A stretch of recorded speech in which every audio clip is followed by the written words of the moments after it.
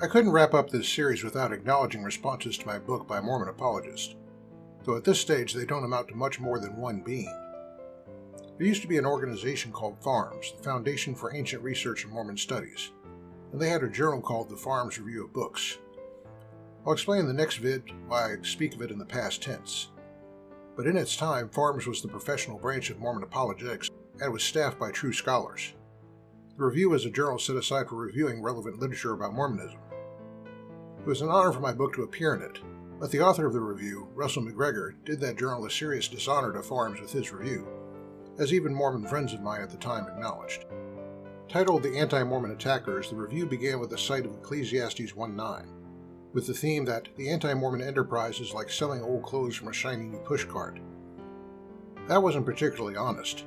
By anyone's reckoning, my book contained almost entirely new arguments, which is to say the data was not new, but it had never before been applied to a Mormon situation. Beyond that, McGregor spent most of the review carping about either feeling persecuted by the terminology or the book title I used, or about the foreword, which was written by a friend of mine named Kevin Bywater, who at the time was with Summit Ministries. I won't waste time with McGregor's piddly complaints about the foreword, other than to give one example to show just how piddly they were.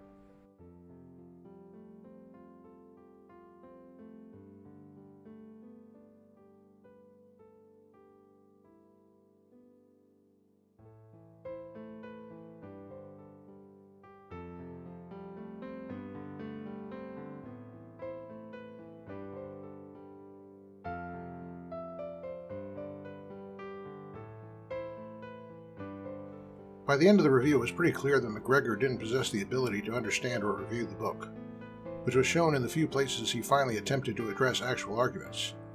And what you're about to see represents the sum and total of arguments McGregor addressed.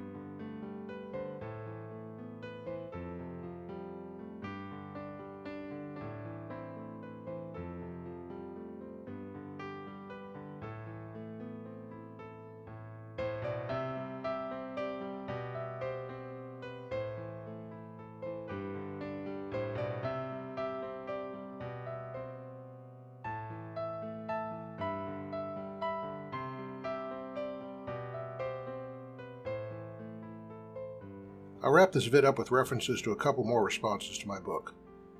One was by a Mormon who I considered a friend, and who I met in person since we lived in the same town. He didn't appreciate McGregor's response either, so he oversaw a more detailed response to my book in which several Mormon apologists participated. But you won't see me address it here. His response has long since gone offline, and my friend has also long since left Mormonism.